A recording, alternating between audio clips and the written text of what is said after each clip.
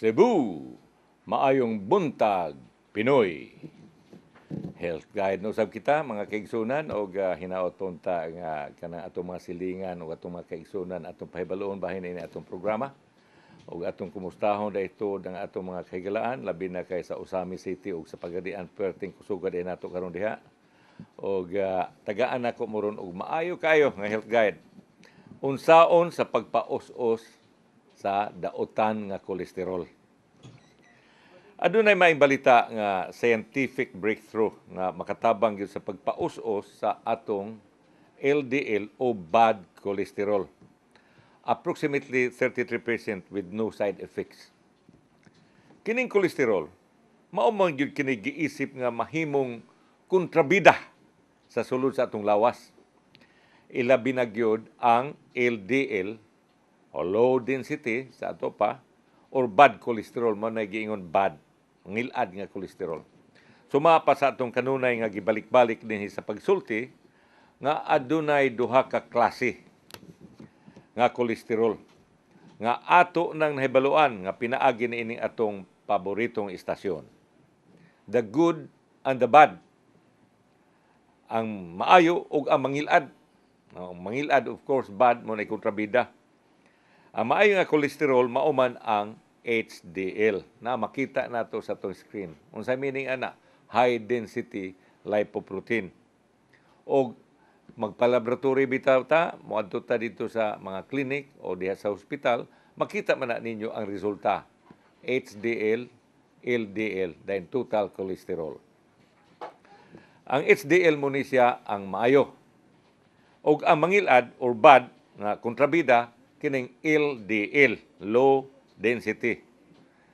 Too much o daghan kaayo mga LDL o kung daghan na gani kaayo ang LDL sa sulod sa atong kaugatan, makapurma kini og waxy plaque nga mutapot o mupilit sa kilid sa atong kaugatan nga maoy makapagahi sa atong mga kaugatan. Kini gitawag kini nato og arteriosclerosis. Kung moabot na gani ang panahon nga kining plaque madetach o matangtang sa kilid sa ugat o artery, mukuyog sa agos sa atong dugo nga moresulta usab og blood clot. Sigurado gyud nga mosampong kini o mubara kini sa mga gagmay kaayo nga pinong ugat nga maoy blood supply ngadto sa utok, sa kasing-kasing ug sa atong kidney. Ug ingon man usab nga maoy hinungdan sa heart attack, renal failure o dayon may stroke o din hina maresulta sa atong utok. Kinahanglan nga ato kining sabton og maayo. Kay aron makabantay kita, busa paminaw gyud mo ini kada buntag. O Monday, Wednesday, Thursday, pero moabot ang higayon siguro mga kada buntag tap ato pa ng lilion, ato pa ng sabot-sabutan. Mubo rehinon kini apan dako kayong pagtulunan nga atong mapupo. Matud pa sa mga researchers nga ang risgo sa heart attack malikayan kung mapaus-us og 30% or more kining atong kontrabidang LDL o low density or bad cholesterol. Matud pa sa mga researchers nga reducing bad cholesterol kining LDL by just 1% reduces heart diseases risk by 2%. Ang HDL or good cholesterol actually helps prevent heart disease o makatabang kini o makasanta gyud sa mga sakit sa kasing-kasing ang good cholesterol or HDL. Kadaghanan ra ba gyud kaninyo malisang dayon kung makabasa na sa laboratory results nga taas ang total cholesterol.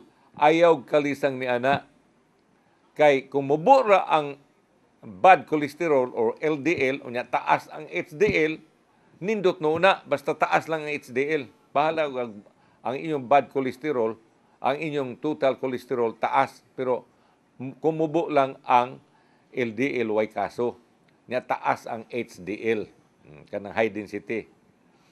O klaro na ba ni ha?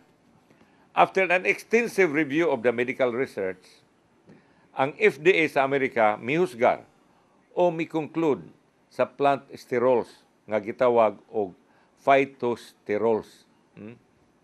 Epektibo sa pagpaus-os sa total og LDL cholesterol levels.